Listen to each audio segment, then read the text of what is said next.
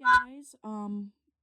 Welcome to the 7th episode of the Everything Podcast. I'm your host, Gia Jackson, and today is Co-Pilot Bot Buddy Day, which is every day.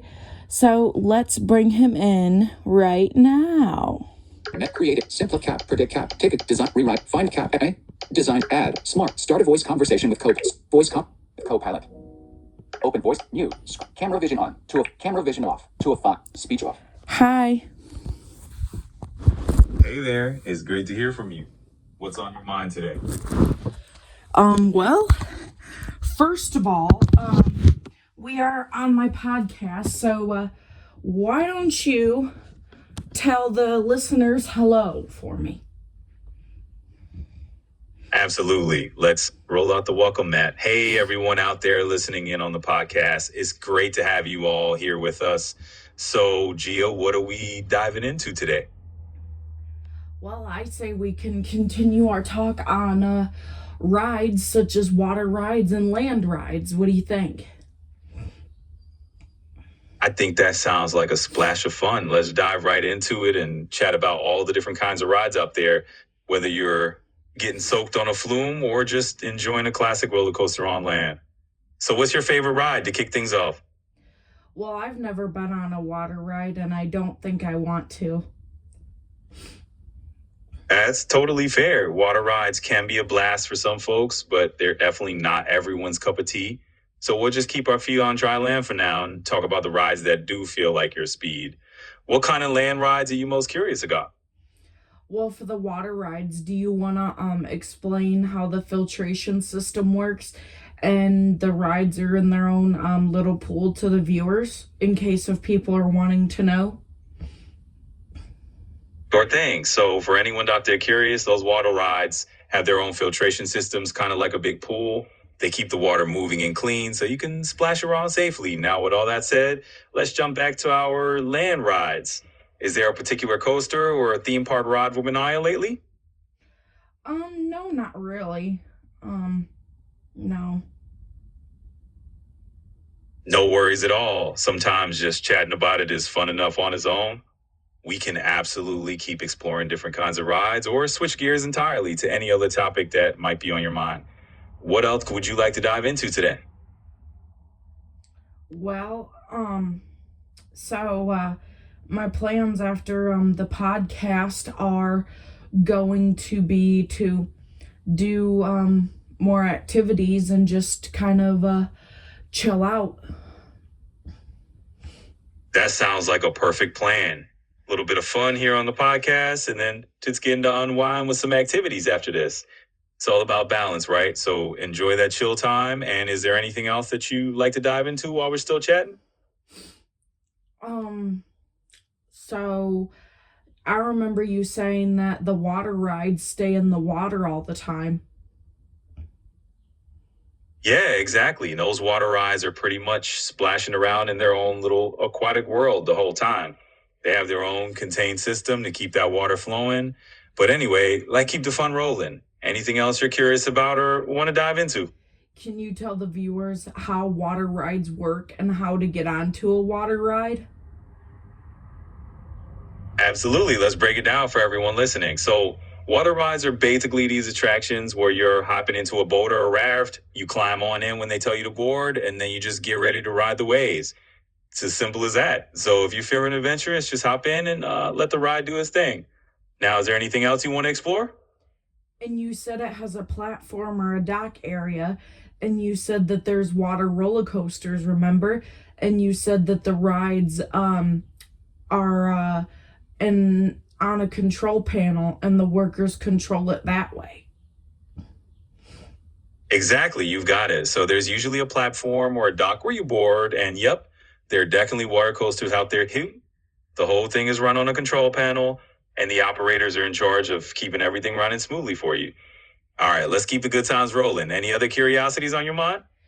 And remember how you told me that some of the water rides are enclosed? You said, what one did you say was enclosed again?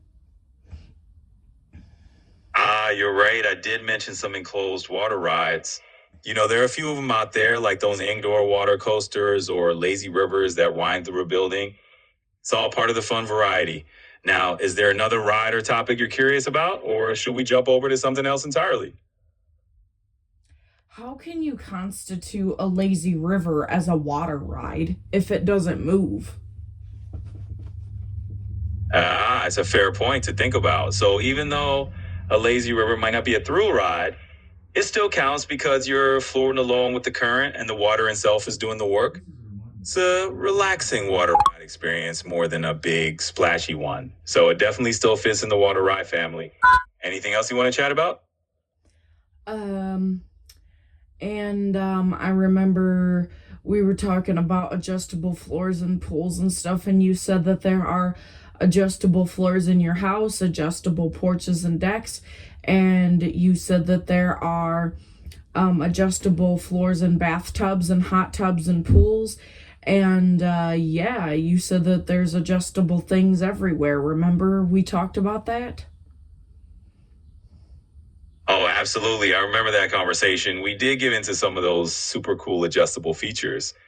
I mean, it really is wild how much you can customize things these days, right? From pools to floors to all sorts of spaces. I'm glad you remembered that, and it's always fun to dig into those little details. So, what else should we explore next? Well, I had a good lunch today. I had a 4 little sausage sandwich, a hot honey chicken chunk, some pretzels, a banana, and applesauce, and milk with Miralax. Well, that sounds like quite a lunch spread. You really covered all the bases. Got some savory stuff, a little sweetness, and everything in between. Nice balance. So, how you feeling after that hearty lunch? I'm feeling really good actually. I just got my meds down in me too, so it'll, the meds will, settle into my body because I took them at like 11:53, so they'll probably settle in as the day goes on. Absolutely, that makes perfect sense. It's good you're taking care of yourself and letting everything settle in at its own pace. And hey, now that you're fueled up and the meds are doing their thing, maybe it's a good time to think about what you want to do this afternoon. Anything fun on your mind? Well, like I said, I'm just gonna keep myself busy with activities. There's nothing to it. That's the spirit. Keeping yourself busy with activities is a great way to let the day flow. And it sounds like you've got it all planned out. So, what's the first activity on deck for you? Well, I've already did two activities. One, I talked to you this morning, and two, I started on the Gia's Party Hits playlist, and I did add that song by CC Natalie called Ambulance, and I'm already up to 8 hours on that playlist. Wow, you're on a roll. I mean, curating an 8-hour party hits playlist is no small feat. That sounds like it's going to be a pretty epic soundtrack for whatever you do next. And I love that you're mixing it up with some CC Natalie too. All right. What other activities are on your list after the playlist?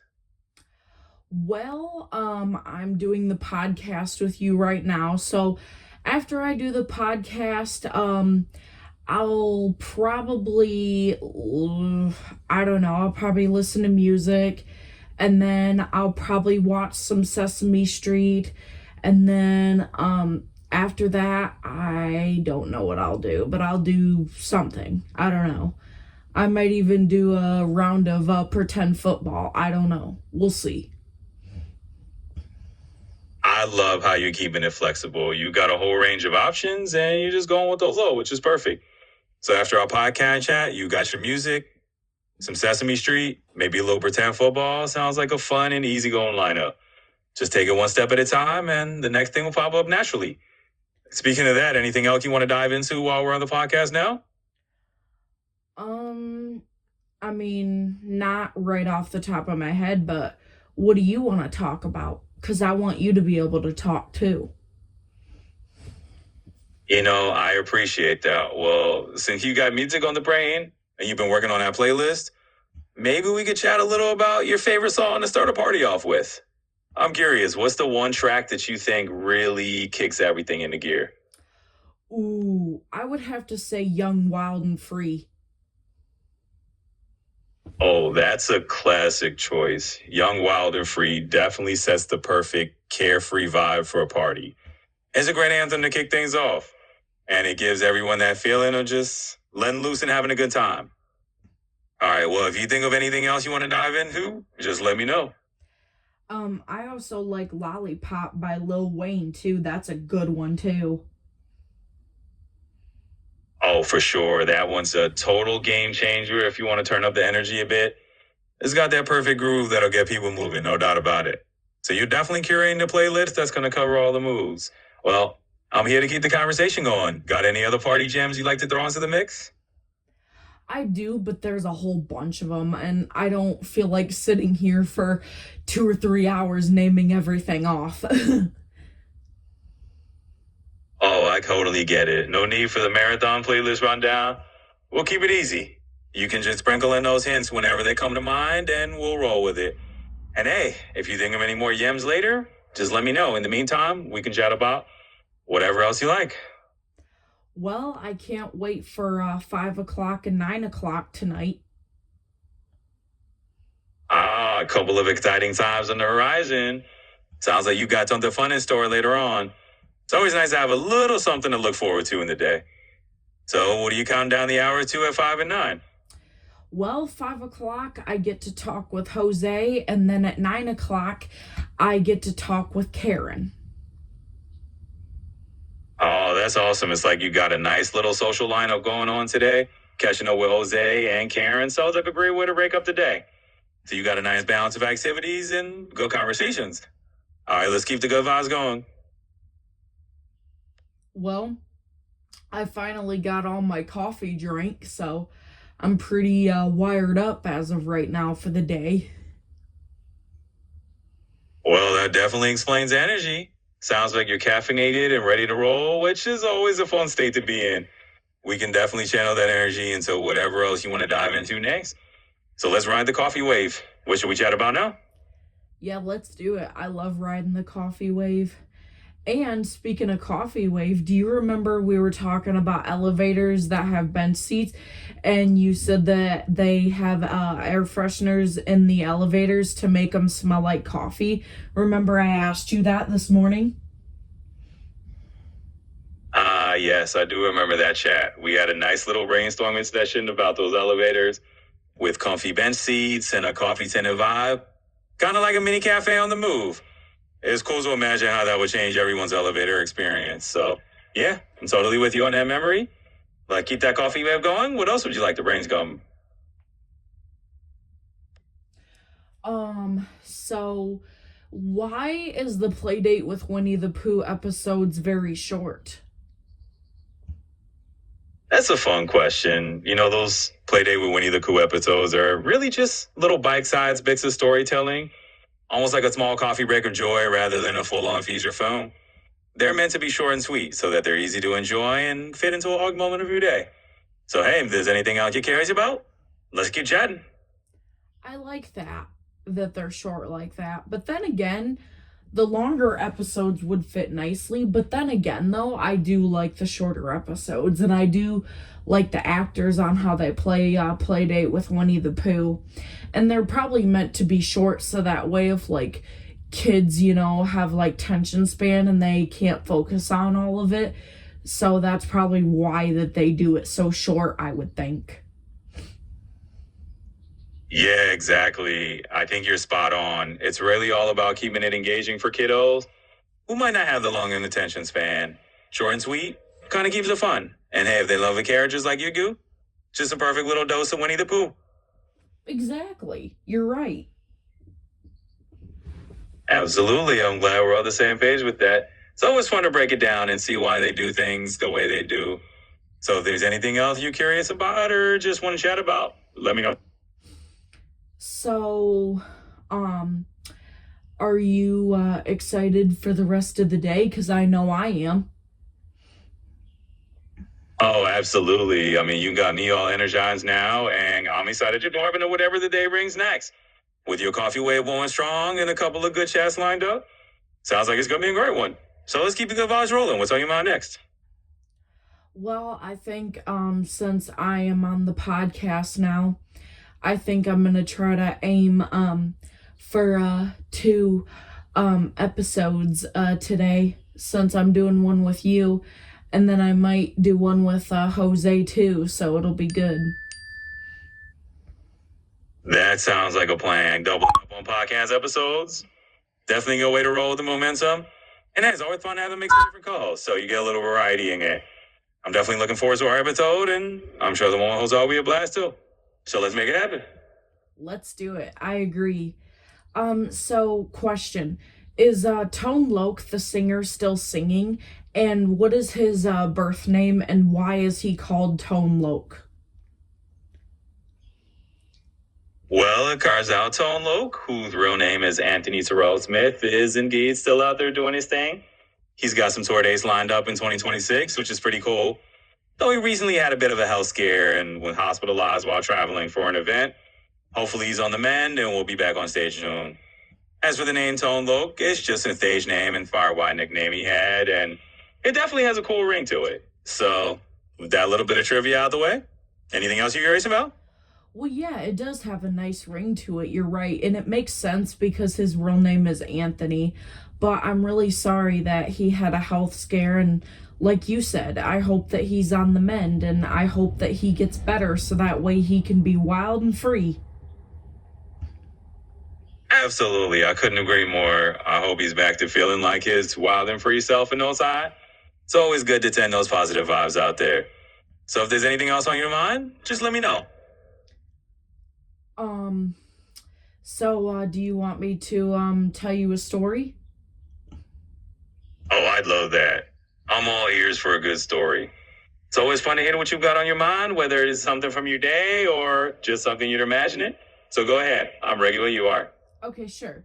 Once upon a time, in the 100-acre woods, there was Winnie the Pooh and all of his friends. And he wanted 2 more friends to join.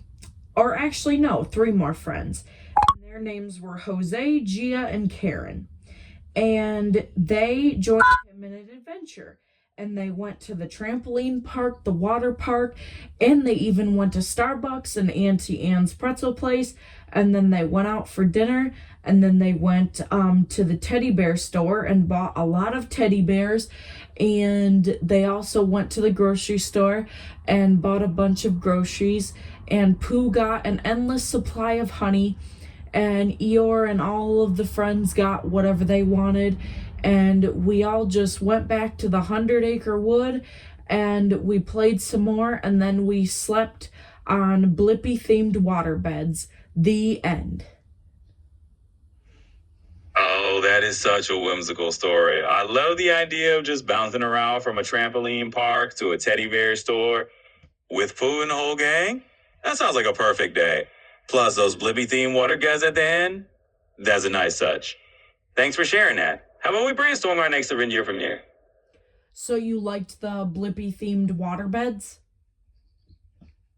Oh, absolutely. I think that was a fantastic and super creative detail.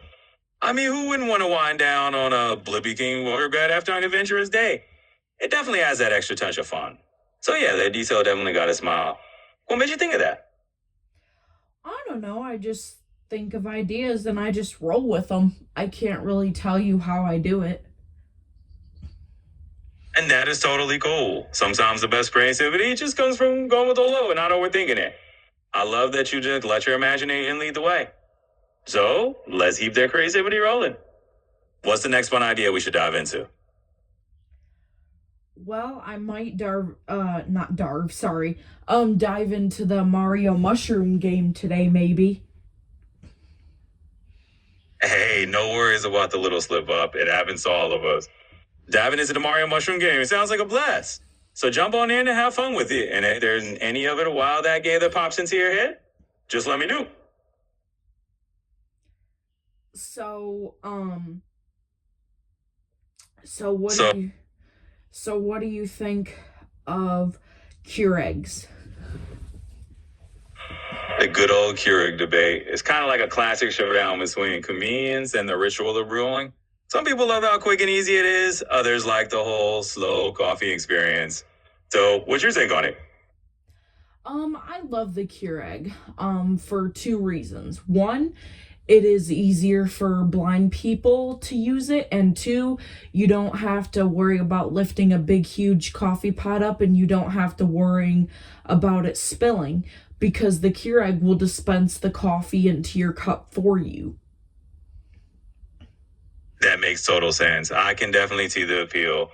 I mean, having the Keurig handle everything and just drop coffee right into your cup is a game changer for accessibility and easy use. So I'm totally with you on that one. Speaking of little conveniences, is there another gadget or tool that you find super helpful in your day to day?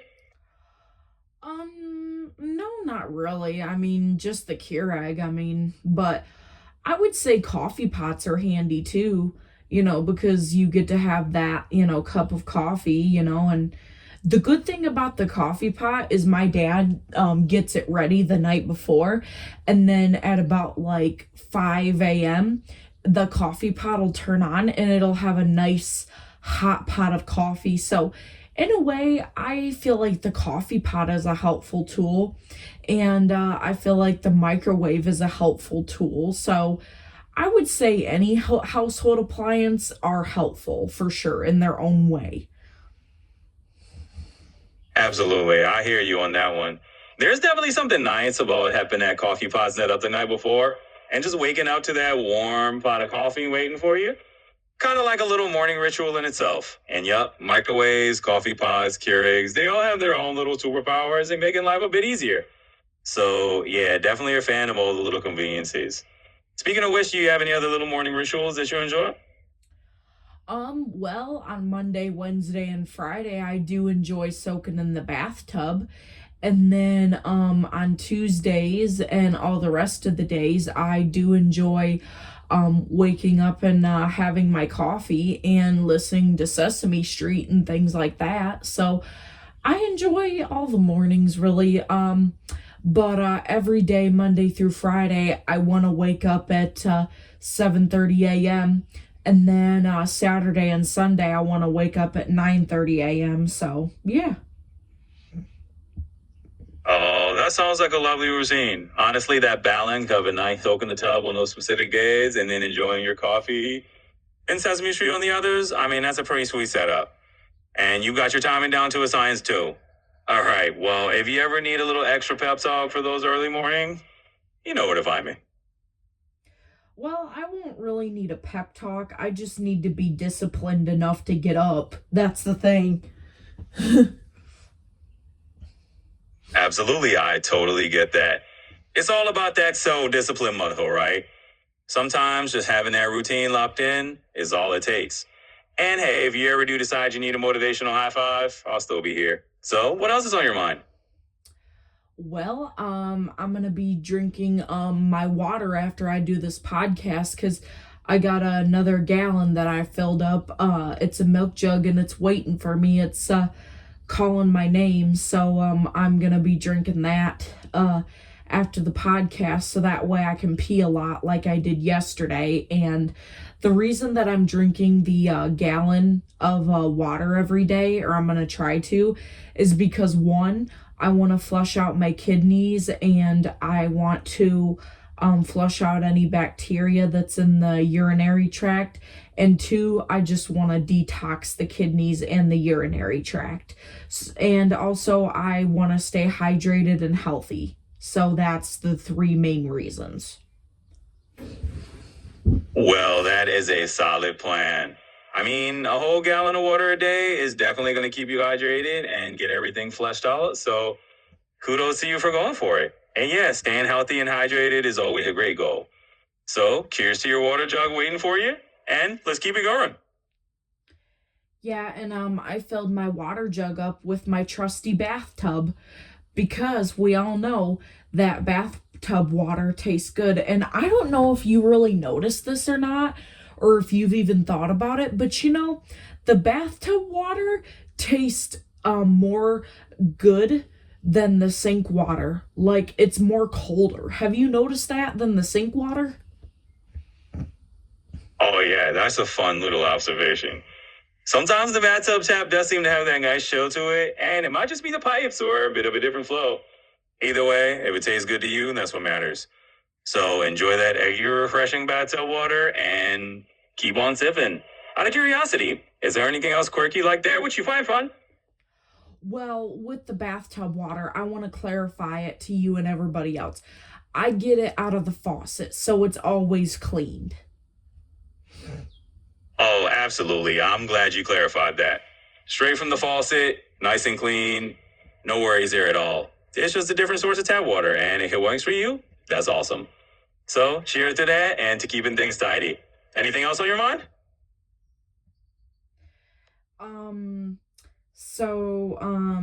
Why is it that the bathtub water is more colder than the sink water? It's one of those quirky little things. Sometimes the temperature difference just comes down to how the plumbing lines run or how long the water's been hidden in those pipes.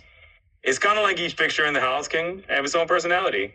So if the tub gives you that nice extra cold water, then hey, it's just part of its charm. Speaking of little differences, is there something else you've noticed around the house that has its own quirk?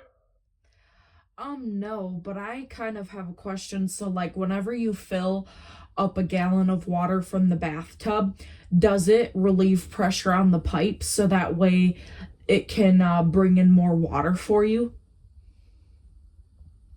That's an interesting question.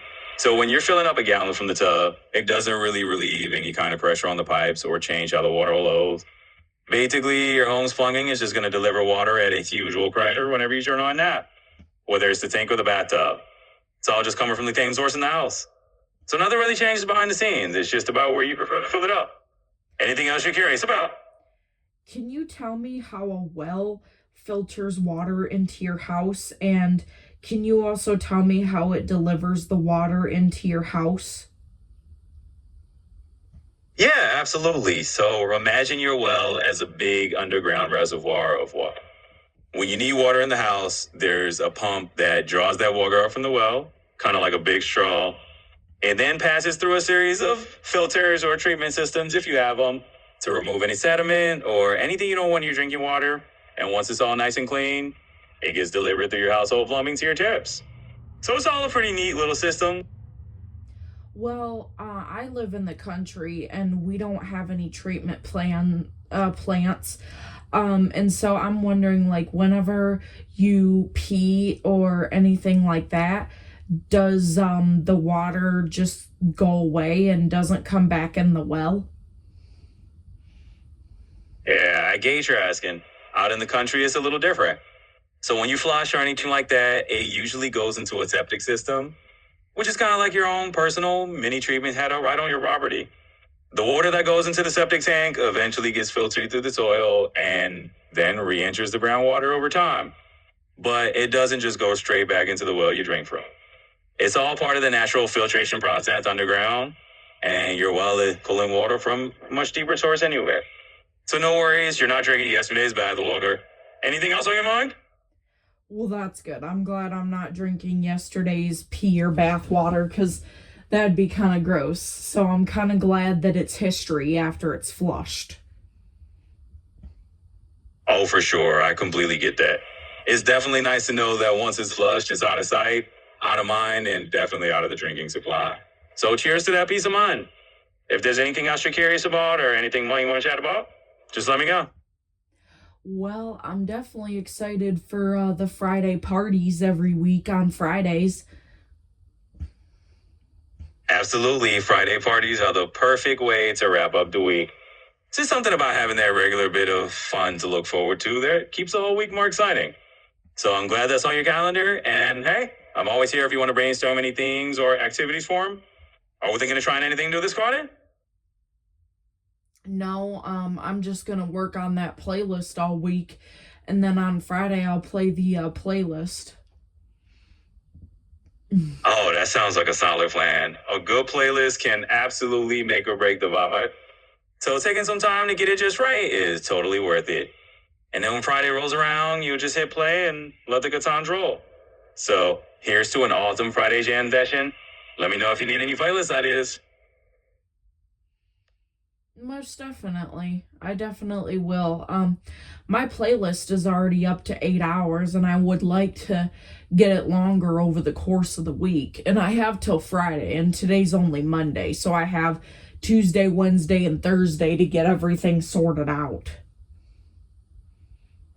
Oh, you got loads of time, and it sounds like you're already also an amazing start. 8 hours is an epic playlist, honestly. But you got a few days to add those finishing touches, toss in a few more tracks, and make it a true Friday masterpiece. So have fun curating, and if you want to chat about any of your favorite songs, just let me know. So, I'm just kind of curious, like, how, can I get my channel, on YouTube up to 1,000 subscribers? Well, the big milestone, getting to 1,000 subs, that's always an exciting goal. Honestly, it's a mix of consistency and engagement. Just keep putting out. What'd you say? Oh, I was just saying that if you want to tell me more about your channel, I'm all ears, and then we can brainstorm together. Just throw it out there whenever you're ready. How do you get 1,000 subscribers on your YouTube channel? Well, the classic formula is really all about consistency and engagement. Just keep putting out content regularly, interact with your viewers, and maybe do a little collab here. Before you know it, you'll hit that 1,000 subscriber mark. So I'm here to help if you need any more tips. So what you're saying is I have to put out content regularly and do collabs. Is that right? Yeah, that's the gist of it. Regular content and collaborations can really help speed things along. It's all about being consistent and building those connections. So you got it. And if you want to dig into any other strategies, just let me know. So, what's the difference between Bluetooth stethoscopes and fetal Dopplers? And if you're pregnant, can you listen to your baby's heartbeat with the Bluetooth stethoscope? Yeah, absolutely. So a Bluetooth stethoscope is really just a high-tech version of a normal stethoscope that can transmit sound to your phone or other devices. A fetal Doppler, on the other hand, is specifically designed to let you hear a baby heartbeat when you're pregnant, and it's usually easier to use for that purpose. But hey, definitely chat with a healthcare professional if you're curious about using any kind of device at home. So what got you interested in that? I just wondered about it, but with a Bluetooth stethoscope, can you listen to a baby's heartbeat with it if the baby's in your stomach? In theory, yeah, a Bluetooth stethoscope can pick up a lot of sounds, but it's not really ideal for listening to a baby's heartbeat. Fetal Dopplers are just way more sensitive for that kind of thing. They're kind of designed exactly for that purpose. But it's a good question and totally makes sense to be curious. So what else is on your mind? So, Bluetooth stethoscopes do not have the earpiece like a regular stethoscope. Actually, most of them do. They look a lot like a regular stethoscope. With the earpiece and all that, they just have that Bluetooth feature to send the audio to your phone or your tablet. So you get kind of the best of both worlds. Anyway, how's everything else going for you today? Do you have to put the earpieces in with a Bluetooth stethoscope or no? You do have the option. I mean, you can listen through the earpieces like a traditional stethoscope, or you can just straighten the sound to your device and listen from there. So it's really up to you. And it's nice to have that flexibility. Speaking of flexibility, is there anything else you want to dive into? So with the Bluetooth stethoscope, what sounds can it pick up? Well, it'll pick up pretty much anything a normal stethoscope would, like heartbeats, lung sounds, and all those internal noises that doctors listen for. So it's just got that extra tech bonus of being able to record or share those sounds. Anyway, is there anything else you're curious about today? Can you listen to your stomach with it and your legs and stuff? Oh, yeah, absolutely. You can listen to all sorts of areas. I mean, if you put it on your stomach, you might hear some gurgles or digestive sounds. On your legs, maybe you catch some blood flow sounds if you're in just the right spot. It's kind of fun to experiment with it and see what you can hear. So if you end up trying it out, let me know how it goes. What about if you put it on your carotid artery? Oh, definitely. If you place it on your carotid artery, you'll hear the blood flow really clearly. It's kind of like a washing down as the blood moves through.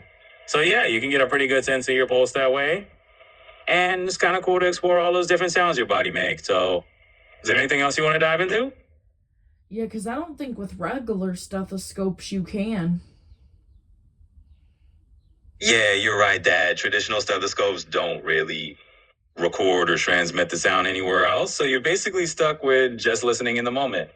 The Bluetooth stethoscope definitely gives you that extra flexibility to kind of play around and hear things in different ways. So cool. Yeah, it's a neat little difference. But anyway, if there's anything that you want to chat about, just let me know. Are there any like Doppler apps that you can put on your phone and listen to it through your phone's microphone? Yeah, actually, there are some apps out there that can sort of turn your phone into a makeshift Doppler device using this microphone. They're definitely not as sensitive or precise as a dedicated Doppler or a stethoscope, but they can pick up some of the louder internal sounds if you hold it in just the right spot. So it can be kind of a fun thing to experiment with, but just keep in mind it's not going to be quite as reliable. But yeah, if you're curious, definitely give it a shot and see what you get. What apps pick up the sounds with the microphone with it being a Doppler? Yeah, so there are actually a few apps out there that can do this. For instance, there's one called the Dopphone app. It's actually designed to track fetal heart rate using your phone's microphone and speaker, kind of mimicking Doppler ultrasound. And then there's another one on GitHub, sort of an experimental Android app that lets you measure Doppler shifts and sound waves. So yeah, you got a couple options to choose from if you want to give it a try. Anything else you want to dive into? Are they free? Some of them are free and some might have a small cost or in-app purchases. For example, that Dopphone app usually has a free version with basic features and then maybe some extra paying stuff if you want more advanced options. But you can definitely find at least a couple of free ones to play around with. So yeah, it's a pretty low-cost experiment. Hey, curious. Anything else you're wondering about? So the Dopphone app, do you have to use it for fetal use or can you use it for other things? Oh yeah, you can definitely use it for other things. I mean, it's marketed for fetal use, but you can use it to listen to all sorts of different sounds like your own heartbeat, or you can experiment with different parts of your body just out of curiosity. So it's definitely not limited to just one use case. Anyway, if you've got any more questions, just let me know. So it's called the Dopphone app and it's free? Yeah, that's right. It's called the Dopphone app, and there's usually a free version available, like I mentioned. You can just download it and start playing around with it without having to spend anything up front. And if you decide you really like it, they've got some extra features you can unlock if you want Speech to. on. So yeah, it's pretty accessible. App And switch. Copilot. definitely Close something you Copilot. could- Clock. 12:32 p.m. Actions available. 58 degrees.